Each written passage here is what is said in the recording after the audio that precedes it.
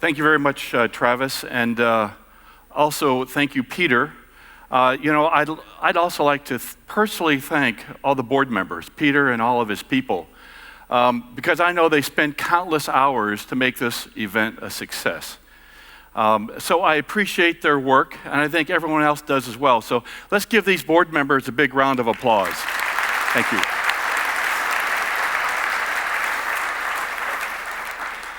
So I'd also like to thank all of you people being here. You know, like you, I was deeply saddened by the injuries and also loss of life that occurred because of the attacks here in Brussels, as well as other attacks in other places in Europe, in the Middle East, and Africa. You know, our thoughts go out to all those affected and also their families. And I think you'll join me in admiring the courage and also the resilience of the people here in Brussels, and also the people in other countries where these terrible attacks have occurred. You know, some people planned to be here today, but were unable to attend because of what happened. And, you know, I understand that. But I also appreciate the determination and the commitment of everyone who is here today. You recognize, I think as I do, that our best response to these threats is to carry on and to continue doing all that we can to make our industry and also the world a safer place. So thank you very much for being here. So in light of that, I'm also especially happy to see how many new people there are this year. So can I just, let's see, everyone who's new this year, first time to the exchange, raise their hand. First time attendee, wow. Tons of people. Okay, good. Well, thank you for coming. Thank you very much. I think you're going to have a great experience, and you're also going to learn a lot, because I don't think the timing could be better. The exchange theme of new reality, new opportunity, I think is spot on. What you learn here can help you understand how your peers are dealing with this new reality and what you can do to make the most of this situation. Even take your company to the top of the industry. So I'm always happy to return to Europe. I had a chance to live in Europe. I was here a total of on three separate occasions for about 6 years in Germany and also in the UK. And it was a great opportunity for myself and also for my family to make a lot of friends here in Europe and also to learn a little bit about the culture. So one of the things I appreciated about Europe while I was living here was the number of really good beers that are available here in Europe. So I promised myself I would try as many as possible. So when I was preparing myself to come here, I was doing a little bit of research on Belgium, and I found out there are over 1,100 beers brewed here in Belgium alone. So what have I gotten myself into? Well, fortunately, you know, this networking event that Peter talked about earlier provides an opportunity for us to try some of Belgium's finest brews, but more importantly, maybe to catch up with old friends and meet some new ones. So please, all come to this networking event tomorrow night. But you know what? There's a lot going on before that. Presentations, workshops, exhibits, and even more. So let's get started with that. Today, I'd like to explore some ways that you can turn this new reality into new opportunities. So finding new ideas is especially important, I think, in today's business climate. Lower oil and gas prices are affecting all of us, although in different ways. You know, for those of you who are in upstream oil and gas, the question may be, how can I just get through this difficult period? But for those that can take advantage of the lower energy and feedstock prices, the question may be, how can we best take advantage of this opportunity? So I think these conditions will be with us for quite a while. Although there may be some volatility in the short term, I can foresee a slow recovery in energy prices. And I think that's why we're calling this the new reality, because the whole world has been kind of flipped upside down. But of course, with this new reality comes new opportunities. Opportunities to move beyond past practices and try new ideas. to focus on your efforts and investments where they have the greatest impact. So our job here at Emerson is to help you discover and also maximize those opportunities. That's why we continue to invest in new ways to help you improve your performance and meet your toughest challenges. For example, at this year's exchange, we're featuring dozens of new technologies that give you new ways to get accurate and reliable insights into what's happening in your process and with your equipment. To be able to regulate and isolate processes with confidence, and be able to make the right decisions and run your operation with full potential. And we're continuing to enhance our service offerings so that we can support your facility better throughout the life of that facility. In fact, we have significantly strengthened our manufacturing, technology, and service capabilities in Europe, in the Middle East, and also in Africa. So with over 65,000 square meters of new production capacity in Europe, we can provide products and services when and where you need them. For example, in Cluj, Romania, we've just added a new facility for flow measurement, design, manufacturing, and support. Another new facility in Cluj houses our regional project engineering and systems integration teams. And in the Middle East, we're adding new service and technology centers and expanding our ability to manufacture products there in the region. So the result is better support and delivery times, especially for emergency orders. In fact, in a recent survey, you gave us high marks for our ability to respond to your emergency needs quickly. So we're pleased that we can make a difference for you. But that's just part of what Emerson is doing to help you take advantage of the opportunities I mentioned before. But what about you? How are companies like yours reacting to these challenging times? Well, I have the opportunity to travel the world and meet with many of our customers. And a common theme that I've often heard from the executives of these customers is that they feel a real need to make a dramatic improvement, not just incremental steps. They're challenged by their boards to be the best in the industry and to maintain or even improve profitability even in the most challenging of times. So I don't think this is a time to be satisfied with being as good as everyone else. In fact, the term that they often use is top quartile performance. And I think we're all familiar with the concept of quartiles, from standardized tests in schools to height and weight charts.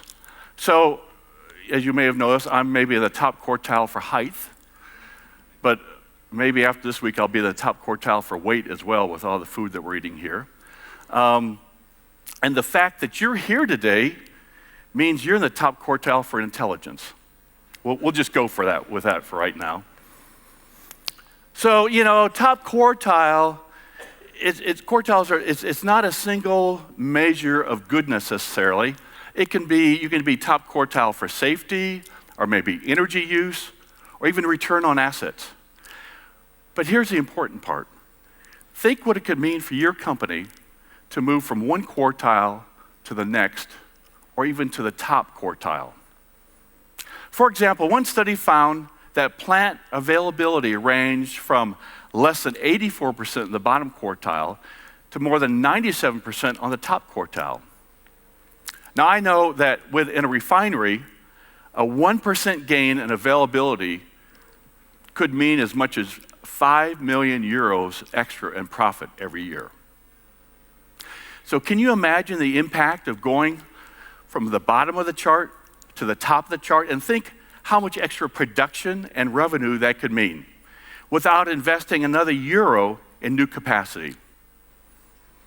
That's not just change, I think that's transformational. It's turning a plant that's struggling or just doing okay into an industry leader. And once you reach the top, you don't have to stop there. You can keep on improving, move past your peers, and then redefine what top quartile performance means. When asked about top quartile performance, during registration of this exchange, about 15% of you said, I'm already a top quartile performer today. Well, that's great. Another half of you said that they would like to become a first quartile performer. And at the same time, you said that you see a real need for automation solutions that can help you improve reliability and productivity of your facility. And I really think that's key to what we're talking about here. So how can you make it happen? How can you move your company to the top and stay there? Well, I think that's a multi-billion-euro question.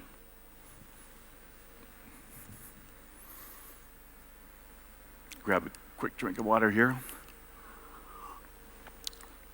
So you're all smart people.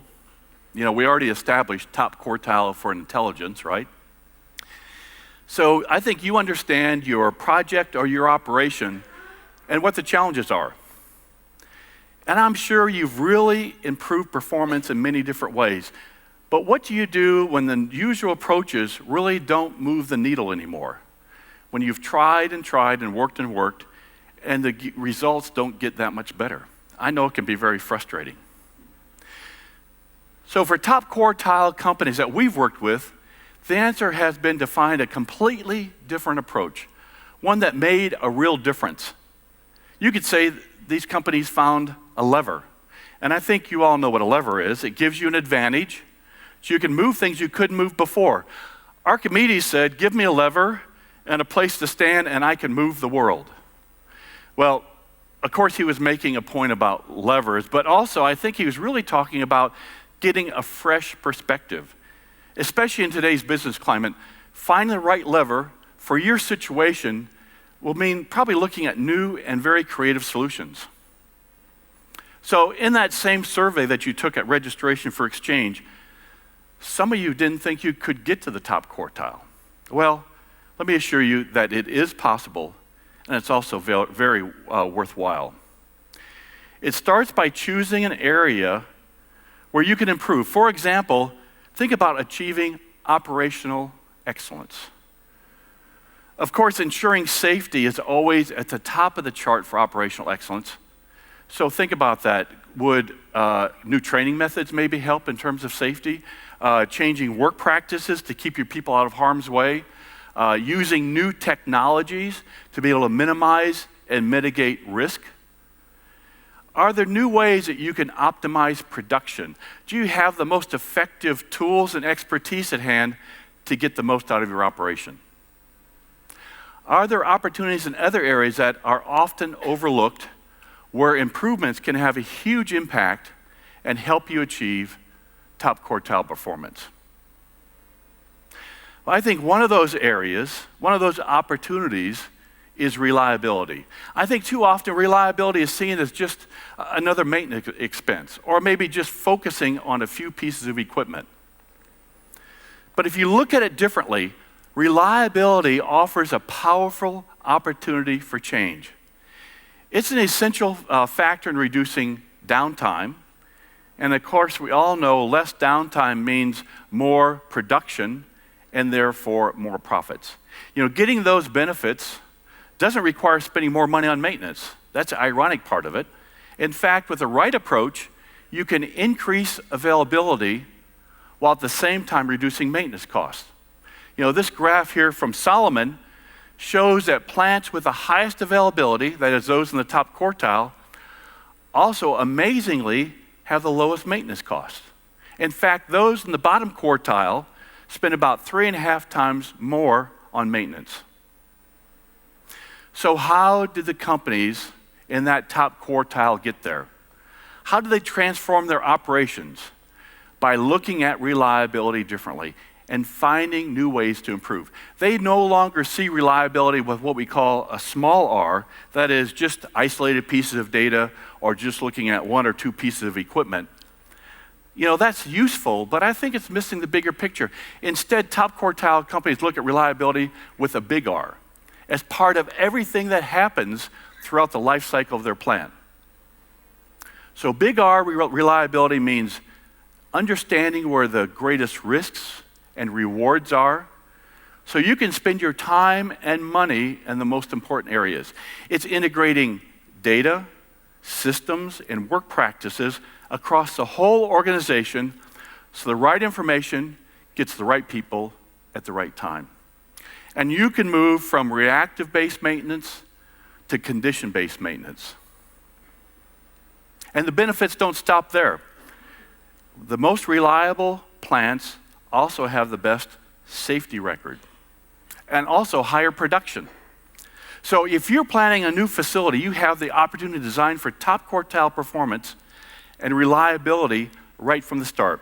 We estimate that designing reliability into a major new plant can mean as much as 18 days of additional uptime and 36 million euros in maintenance spend, $36 million less in maintenance spending per year. So moving from the small R reliability to the big R reliability, it's a big job. And you may need some help and advice, but I can tell you the results are worth it. One company that we've worked with is a company called Corbion, and so they were implementing the big R strategy over several years.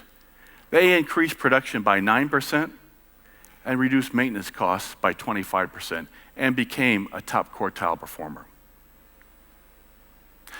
So reliability is a lever you can certainly use to transform operational performance. Another is an area of energy and emissions. So you may be saying, well, why should I even worry about energy costs right now because they're so low? Well, I think there's two reasons. First of all, it's likely that energy is still your largest variable operating cost, up to 30% for the typical industrial facility. And one study showed that almost 37% of that energy is wasted. So eliminating that waste offers a real opportunity to improve profits and also protect those profits from volatile energy prices in the future. The second reason, and perhaps the most pressing reason, is that to improve energy efficiency is that lower energy use also means lower emissions. I don't think I have to tell you how important that is to everyone in this room. Facilities that you're managing today are expected to play an important role in meeting the targets set by your European Energy Directive and last year's climate change conference in Paris. So many of you have already made substantial progress, I know that. But you know what? The bar keeps getting higher and higher. And as the price of carbon permits increases, so does the cost of poor performance.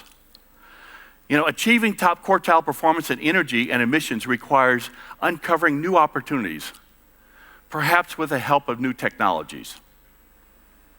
So you may be able to improve combustion efficiencies on fire heaters and also boilers, reduce emissions by reducing process variability, take greater advantage of available waste fuels, or better balance your energy supply with changing demands of the process. These opportunities are real. For example, we worked with a refinery in Portugal that used advanced control to reduce energy use in their aromatics plant by 20%. And they cut CO2 emissions by almost 24,000 tons per year.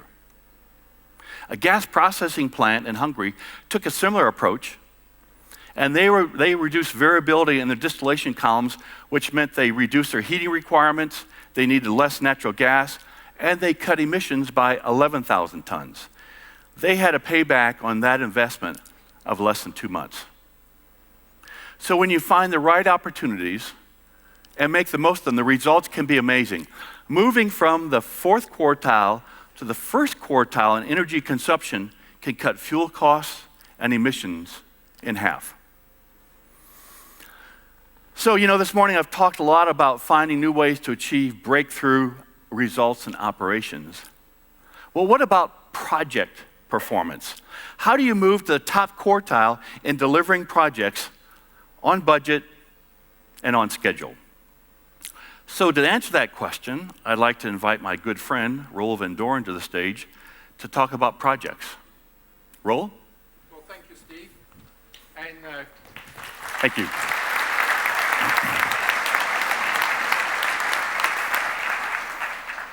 Well, thank you, Steve, and good morning, everybody. I'm Roel van Doren. I currently run the process business for Emerson here in Europe. And before that, I've held a number of other jobs in the company in sales and operations, but also spent a significant amount of my time in managing automation projects. And Steve, that brings me back to your questions. What about top quartile performance on capital projects? And when you asked the question, I already saw a number of people here in the front row thinking, why are they going to talk about capital projects? My projects have been cancelled, my projects have been postponed, budgets have been cut in half. But it might be true in certain industries, like in upstream oil and gas in the North Sea, but in other industries, we hear a different tone. For example, our friends in life sciences, Peter already mentioned that this morning, they're focusing on bringing new products like immunity therapy drugs for cancer treatment as quickly as possible to the market. So that's the new reality we're currently living in. And in this new reality, we think at Emerson, we have a unique window of opportunity to lead the way to drastically improved project performance. Because at the end of the day, everybody here in this room has one goal in mind, and that's top quartile performance on capital projects from a cost, from a risk, and from a schedule point of view. And when you look at the numbers are staggering. 65% of the industry projects over a billion euro fail. And even when you look at the smaller projects, those below €500 million, the numbers are still staggering. 35% of these projects, they fail as well. Now, that's a big problem. Not only is valuable investment capital being wasted, but it also has a big impact on the company performance. From company's profitability, shareholder value, everything is dragged down. So let's understand what's happening here. Over the past few years, the original budget and schedule for capital projects have continuously increased. And while budgets were increasing and schedules were extending, the actual cost of the projects, they grew even faster, leading to bigger and bigger overruns. So it begs for the question, what is causing these overruns? Now, we at Emerson, we've had some observations over the last couple of years, but we thought you would like to hear it from your peers.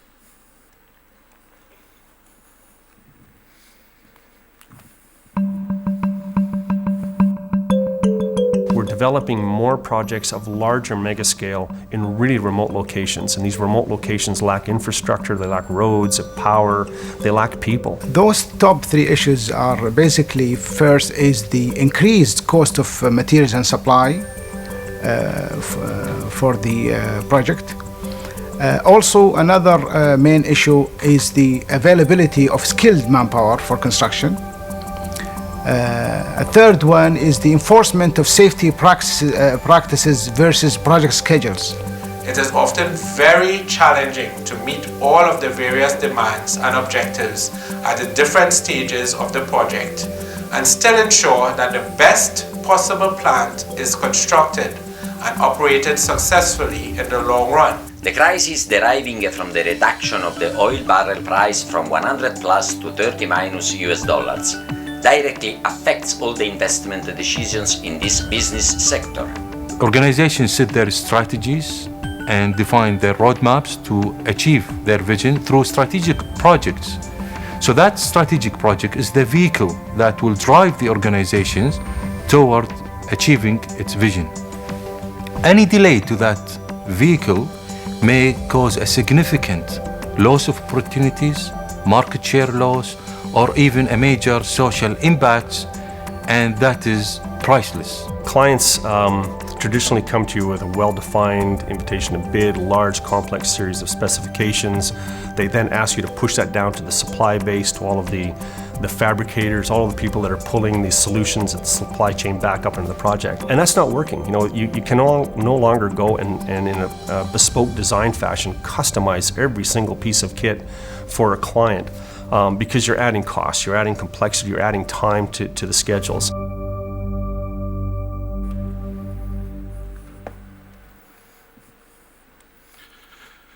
So I heard a number of issues that were brought up by the global leaders in our industries, but for me there's two fundamental issues that jump out. One, increased complexity, and two, outdated methodologies. Now most of us here are not surprised by the increased complexity because we know that the complexity of scope, complexity of location, complexity of technology have increased over time. But the fact that outdated methodologies are holding us back is perhaps a new insight. But when you think about it, the standards for project design, for project engineering, and project execution, they were developed at times when projects and technology looked completely different.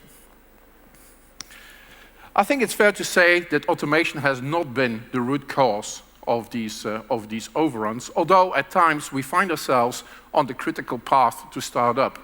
However, we think that projects and process automation can play a very big role in solving this industry's problem. So, how can we solve this problem? Well, the first step is actually to bring the actual cost closer to plan. And quite frankly, we could do already a lot by just applying best practices in the industry. So let's do that. But there's two things with this, but probably would not get us back, or would not get the actual cost back to plan. And we also think that just hitting an escalating budget is not an aggressive goal, an aggressive enough goal anyway. So what is required? Something more drastic is required. And it's time to think about projects differently.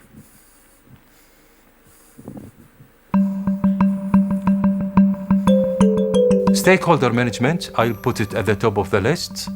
Involving the stakeholders at the very early stage is very vital and critical to the success of the projects. Tools and facilities, the information technology, can play a role for the success of the project. For example, engineering can be done from many locations with different time zones. This will help reduce the cost and also keep the work rolling because of different time zones. We are always open to leveraging proven technology and tools to support us in reaching our often many faceted objectives, not only for the project implementation phase, but for the long-term success of the plan. Technology innovation should not only mean to cut the technological barriers and reach new frontiers, for example in deep offshore. Technology innovation shall also drive us in reducing costs, both in the production chain of each one of us and in the possible increase of the integration of our systems. Trying to find ways of decoupling software design from hardware design. We're trying to advance parts of a project to allow us to fabricate, to modularize, and we need to have solutions that allow us to do that in a timely fashion, because if you're going to modularize, you're advancing time in the schedule. You need to be able to get components delivered to the module assembler so they can install it, pull cables, install instruments, so on and so forth, and deliver them to the field. You can't wait for final designs to arrive at site because it'll be too late. It'll be too expensive to install in that fashion. I think that in order to improve the executions of projects, that we need to create that sort of teamwork culture between the vendors, the suppliers, and the end users. The involvement of the stakeholders at different stages, creating that bonding culture of a win-win situation, regardless of the contracts, obligations, and all those contractual. I think this is the key in order to succeed. So teamwork and that sort of partnership and association is very important in the project execution.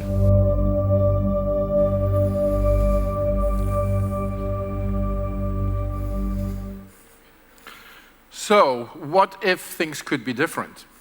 What if runaway costs and missed schedules were a thing of the past? What if process automation, which is only 2 to 4% of your capital investment, could be that big lever to drastically improve cost and schedule on your project? And in order to make these what-ifs happen, we need a transformational change in the way we design projects, the way we engineer projects, and the way we execute projects. And in order to achieve the transformational change, for me, two things are fundamental. The first big step is to wipe the slate clean and to reset the original budgets. Budget reductions of 20 to 30% or even more are becoming practice in the industry today. And I hear that projects in the North Sea, if they don't have a payback period of less than a year, they won't get sanctioned. The second fundamental thing is that we need to make project completion much more predictable. That means we need to drastically reduce the bandwidth between actual cost and planned cost, and the same for schedule. So the goals are clear. So what can we do to achieve them? Over the past few years, we've worked with many of you, end users and contractors, and we've had a lot of discussions with you, and we have gained tremendous insights. We also worked with the IPA, and the IPA stands for Independent Project Analysis Institute, and this institute benchmarks projects. And what we've learned from them is that top quartile projects are completed at half the cost and half the schedule compared to below par performing projects or fourth quartile projects. I already mentioned in my introduction that I grew up as a project manager in Emerson, and when I was managing these projects, I was always concerned about three things. How do I manage cost? How do I manage risk? And how do I manage schedule? So let me explain to you how we tackle these three imperatives on our path to top quartile performance. The first imperative is to manage cost. And for me, to manage cost or reduce cost, the easiest way is to eliminate cost. And this is about engineering scope of the project, not just engineering scope out of the engineering or the process automation part of the project. This is, again, leveraging process automation to significantly reduce the cost across the entire project. So this is about eliminating work that is not necessary. This is about automating steps to reduce engineering hours. And this is about utilizing standardized technologies to reduce design hours, construction materials, and labor. So how could that look like? So what about if we could reduce the control system room requirements with 70 to 80%? That would reduce building space requirements, that would reduce cooling requirements, and all of the hours and materials that go into constructing them. And if you're working offshore, just imagine the huge weight savings that you can achieve. So another example is eliminating costs of wired instruments by 90% through using wireless instruments. Engineering time, cable trays, and wiring costs would just go away. So that's the first imperative, is to manage cost. The second imperative is to manage risk. And the best way to manage risk is to reduce complexity. We have to find a way to simplify projects, because projects are already complicated enough. And again, there's lots of areas here. We could use secure cloud engineering to decouple dependencies between suppliers. We could think about decoupling hardware and software, and we could think about improving data and documentation management. So again, a couple of examples here. The first one is modularization. Modularization is a very popular concept these days, but traditional methodologies like factory acceptance tests make modularization difficult. So we're all familiar with factory acceptance tests. We stage hardware and software for months in the same location to do the testing and the accepting. So what if we could do a virtualized software acceptance test in the cloud and then connect a skid that's built in a different part of the world to this virtualized system and do the checkout? That would decouple the dependencies between suppliers, that would decouple hardware and software, and that would also mean that concurrent work streams become the new normal. Another area of complexity is data and documentation management. I talked about these projects of €1 billion and more. Well, these projects, they have approximately 1 million documents. 1 million documents, and on top of that, terabytes of specifications which are used by dozens of suppliers. What if your project could have a single source of truth for documentation? That would eliminate errors because you have a much better data integrity, and you could also automate the generation of many required project documents. The last but not least thing that kept me awake at night was schedule. And if you would ask a project manager what has the biggest impact on a schedule, it's design changes, especially late design changes. So what if we could find a way to better accommodate late design changes? And here technology can play a very important role, because there's two things that technology can bring to a project. That's speed and flexibility. And if we could leverage that technology to make plant startup delays a thing of the past by better accommodating design changes during the project with less impact on the schedule, wouldn't that be a tremendous improvement? A couple of examples of what I'm talking about. What if you would have a control system that auto-discovers and assigns field devices? What if we would have a pervasive use of wireless instrumentation and network? And what if we would have streamlined or auto-commissioning? The impact on your projects would be tremendous. First of all, you could continue to add or change I/O on your project without having to worry about reworking marshalling cabinets, cable trays, or field drawings. It would also eliminate about 80% of the engineering and technician hours during commissioning. That does not only have a significant impact on the cost of the commissioning, this would also take commissioning off the critical path of the project at a very critical stage of the project. And these are just a couple of opportunities that we have available here in this new reality, but it's time to think about projects differently and challenge the status quo, and it's time that we do it now. Now, here is the great news. All these things that I just talked about are available today, and that's why Emerson has launched Project Certainty, our transformational approach to redefine the way we design projects, the way we execute projects, and the way we engineer projects. Now, I said all these things are available today. Now, that's with two big caveats. The first one is that you have to build in these elements in the project plan at a very early stage of the project. That means during the front-end engineering and design phase. If you don't build it in that phase of the project, you will have missed on the benefits of Project Certainty. The second big caveat is we need to realize that this is not just a technology discussion. This is about leading change in our organizations. And as the adage goes, old habits die hard.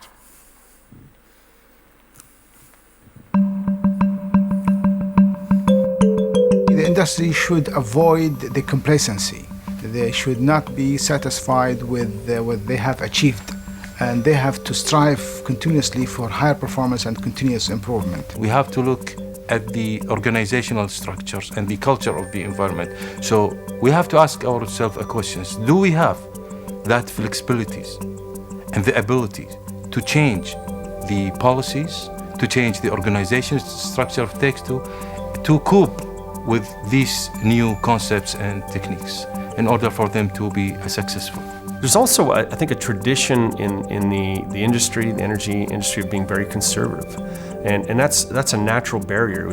It's more difficult to move conservative organizations to be something very different, very innovative and creative, again, because their tradition, their history says, this is what works, let's just keep following that.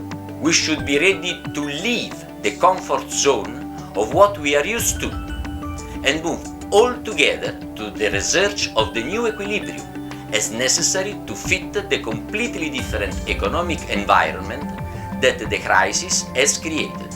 For change to happen, senior management not only has to be on board, they have to drive it.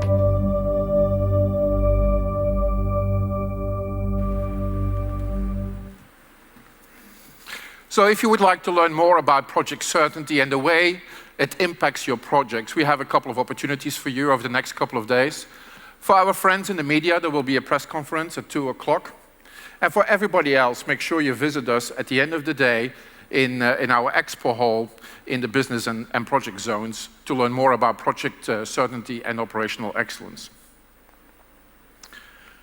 One of my favorite sayings is, what made you successful in the past might stand in your way of success in the future. So we have to think about projects differently, and we have to do it now. Because when we do, the path to top quartile performance is right in front of us. We do have the technologies, we do have the methodologies. What it requires now is the commitment and the collaborative effort between end users, contractors and Emerson to change the processes and also to change the culture to make it possible to implement these technologies and those methodologies. But when we do so, we will have brought project certainty back to capital projects. So Steve, did I answer your question? Well, Roel, I have to say you nailed it. Thank you very much.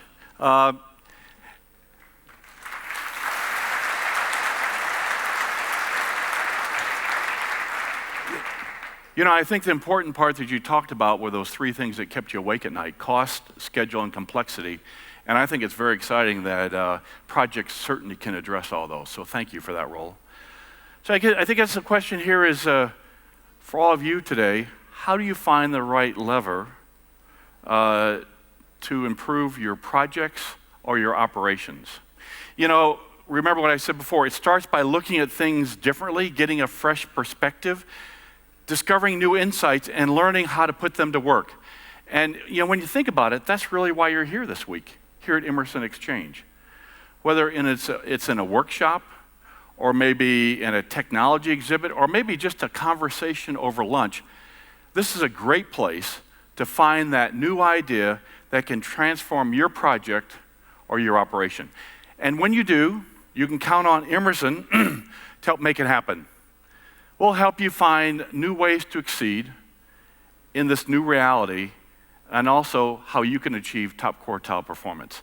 You know, we have the technologies, we have the expertise, and we have the experience. We've proven that we can do it, and we'd like to do it with you all. So thank you very much, and have a great exchange. Thank you.